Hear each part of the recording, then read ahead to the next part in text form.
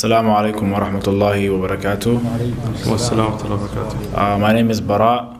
I'm from Palestine. And I just wanted some advice for you guys in terms of being steadfast and seeking knowledge, especially with leading a busy life. Jazakallah khair.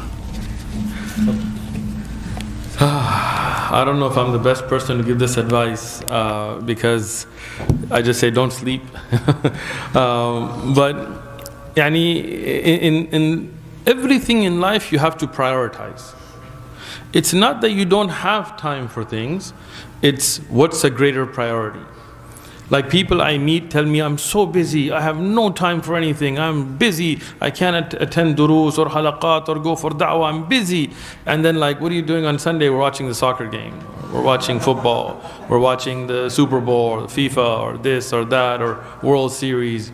So if you have time for that, then how come you don't have time for da'wah? How come you don't have time for tabat ilm, seeking knowledge? Why don't you have time for the Quran? So in reality you do have time, you need to prioritize. Secondly, don't waste time. When you're driving, like even, I don't like listening to a nasheed. I'm not saying that haram, I just think it to be a waste of time. If I'm driving, I want to listen to Quran, I want to listen to hadith, I want to listen to lectures, I want to benefit from Shaykh Karim's durus and halaqat. Seriously, no I do, right? So why? Because I want to utilize my time. I'll tell you quickly, it's almost time for adhan. After the adhan, we'll let the sisters ask questions.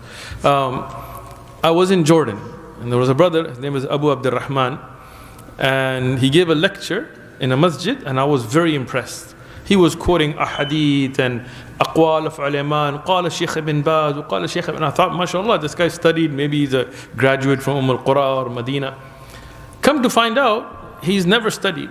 In fact, he dropped out of school like in 5th, 6th grade, and he was a vegetable seller. Like, they have those little pickup trucks in Jordan, and they drive around, and they just sell. And those people usually, no offense, are not well educated. I'll just put it lightly, right? So what happened is, Allah gave him hidayah, may Allah guide us all, and he decided, what they do, usually they play music. So that when you hear the music, they're there, or they're yelling. So he decided to play durus of ulama while driving. So now the people, they would hear the dars on the speaker and they would know he's there instead of music. And because he was driving all day in that car, he was listening until alhamdulillah he could give durus, right? Even though he never stepped in a jamia in his life.